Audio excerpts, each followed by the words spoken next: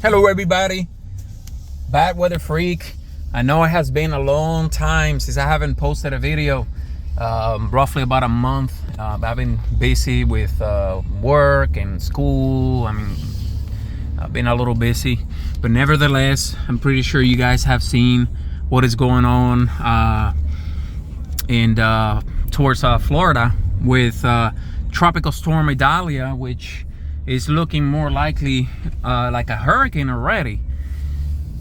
And that's a story basically. I wanted to make this video. If you guys, what I will suggest you guys to do, and that will be great if you can, is follow me on Instagram, because on Instagram I can definitely keep you guys updated much quicker. It's easier to upload videos, make videos, post pictures and things like that versus making a video on YouTube. So of course I'm going to try to keep you guys posted with what's happening with Idalia. But as of the 8 p.m. update, 9 pressure, the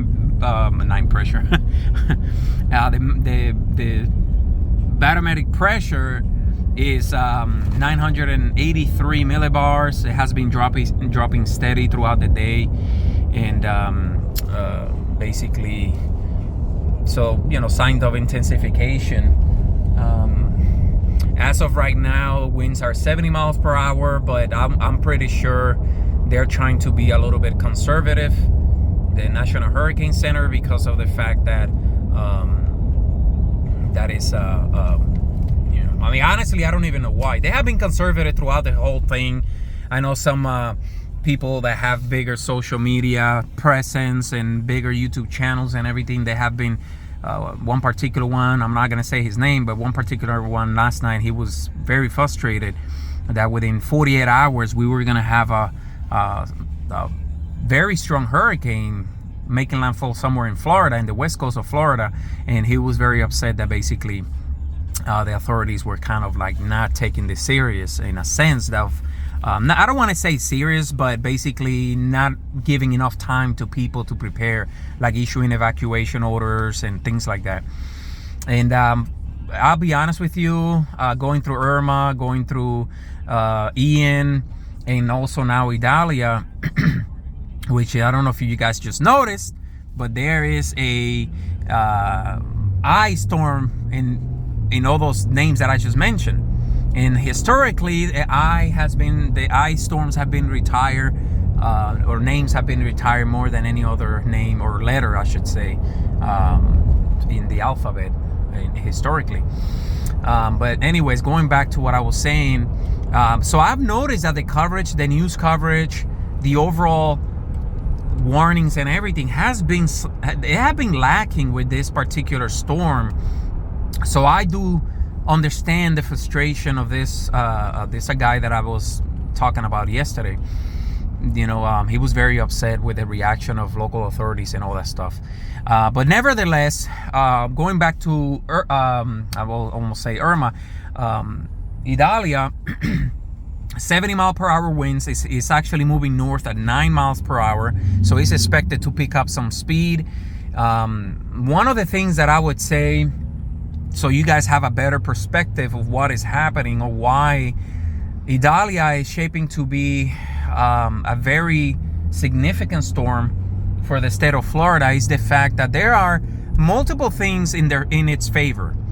So you have the warmest waters potentially in the whole planet right now in the Gulf of Mexico, as it's getting closer to the Florida coast, okay? So Idalia is predicted to intensify until landfall, okay? Versus Ian, that it wasn't expected to do that, but actually beat the odds, and it did. But as soon as it hits land, as soon as Ian hit land, it literally went from a 4 to a 1 in a matter of like a couple hours, probably. It was fast. Idalia is not expected to do that. Idalia is actually expected to continue to intensify until landfall and hold some of its strength through inland. So that's one thing, that Ian versus Idalia is going to be worse, Idalia, in that sense, okay? The other thing is, Ian was, a cold front was going to hinder some of its development, Idalia doesn't have that. There is dry air being injected into Ian, especially in the, I remember, if I don't remember incorrectly, in the northwest part, it was somewhat sheared. Idalia is not expected to go through that neither. There's relatively low wind shear. Also, there's tons of moisture that is going to allow Idalia to continue to intensify. Now, the National Hurricane Center in the past updates, it has been saying rapid intensification. That's another thing that is expected. I wouldn't be surprised if we wake up tomorrow for the, let's say, 8 a.m. update, and Idalia is a major hurricane, or at least a strong Category 2 hurricane. I would not be surprised at all if that happens.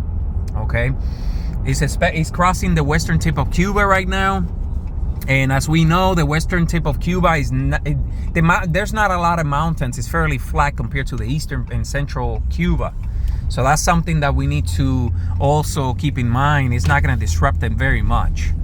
And as we speak, it's crossing western part of Cuba. The other thing is, again, it's just overall in better conditions than Ian. So I don't see why not. It should not intensify into a very dangerous hurricane right now, or eventually than Ian, comparing it to Ian. But I just wanted to make this quick video. Also, let me throw in there, I know the cone of uncertainty and the spaghetti models have keep shifting west. I have a feeling that probably 11 o'clock tonight and even some of the later updates is going to change that. It's going to bring it back east. If you look at the radar, you're gonna notice that the actual eye, it looks to be more east, and there's actually meteorologists that do think the same thing, and I wouldn't be surprised if the National Hurricane Center actually changes the track of Idalia further east again. But that's all I have for you guys. Stay safe, get your preparations ready. You have until tomorrow, if you are in the state of Florida, to get everything done. Get your waters, get your supplies, batteries, anything you need, gas, and get ready for what is coming. I will keep you guys posted. Don't forget to follow me on social media. Like I said, follow me on Instagram @BadWeatherFreak. Subscribe here, post any comments, any questions you guys might have. Other than that, stay safe. Thank you guys for watching. Have a good day.